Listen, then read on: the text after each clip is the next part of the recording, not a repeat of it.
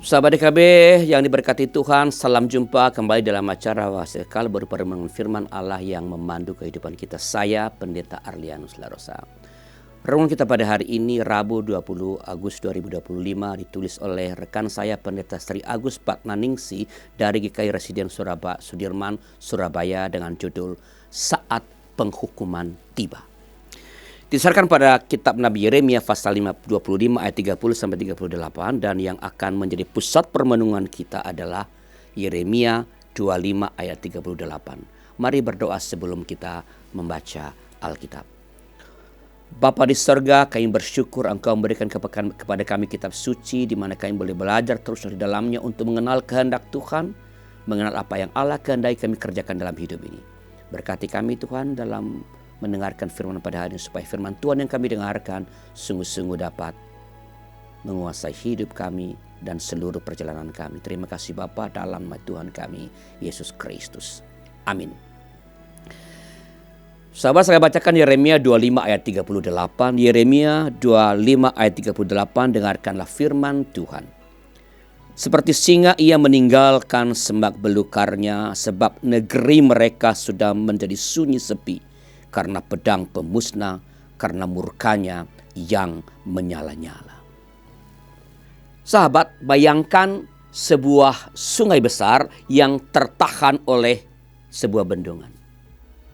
Bendungan itu dapat menahan air dalam jumlah yang besar, tetapi jika terus-menerus mendapat tekanan tanpa penanganan yang tepat, pada akhirnya air akan meluap dan menghancurkan apapun yang ada di bawahnya. Demikian pula Tuhan yang sabar terus memperingatkan umatnya untuk bertobat. Namun jika peringatan itu diabaikan dan dosa terus berlangsung, akhirnya murka Tuhan akan datang seperti bendungan jebol yang tidak lagi dapat ditahan. Yeremia 25 ayat 30 sampai 38 merupakan bagian akhir dari nubuat yang menyatakan penghakiman Tuhan atas bangsa Israel dan bangsa-bangsa lain. Dalam ayat 38 Yeremia menggambarkan Tuhan seperti singa yang meninggalkan semak belukar atau sarangnya.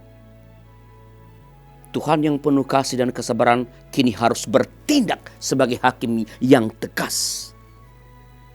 Dia tidak lagi menahan murkanya karena manusia terus-menerus mengabaikan perintah-perintahnya. Dampak penghukuman ini adalah kehancuran di mana-mana. Sahabat, firman Tuhan pada hari ini mengingatkan kita untuk tidak menyalahgunakan kesabaran Tuhan. Sesungguhnya Tuhan memberikan kepada kita banyak kesempatan untuk bertobat. Kita dipanggil untuk menghargai setiap kesempatan pertobatan yang diberikan oleh Tuhan. Penghakiman adalah tindakan akhir Tuhan setelah peringatan-peringatan dan panggilan pertobatan terus-menerus dikumandangkan. Oleh karena itu, janganlah mengeraskan hati. Mari hidup dalam ketaatan dan selalu terbuka terhadap teguran Tuhan.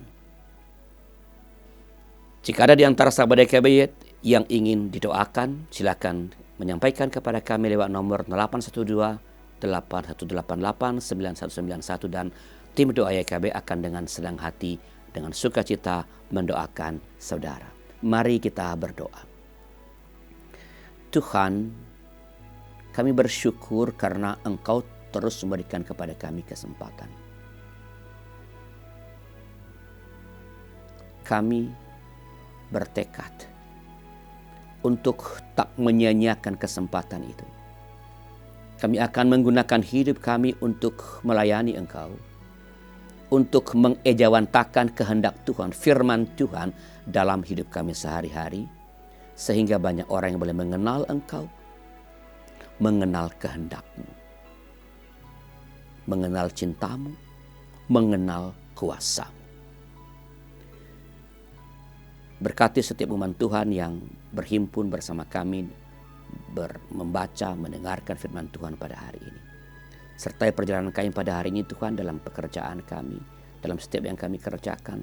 Biarlah rahmat Allah terus menyertai seluruh kami. Supaya oleh itu kami ada terus dalam jalan Tuhan. Dan hidup kami menjadi hidup yang menjadi saluran berkat. Terima kasih Bapa. Dalam nama Tuhan kami, Yesus Kristus. Amin. Demikian renungan kita pada hari ini sahabat. Jangan lupa subscribe, like, dan bagikan kepada banyak orang lainnya. Tuhan memberkati saudara.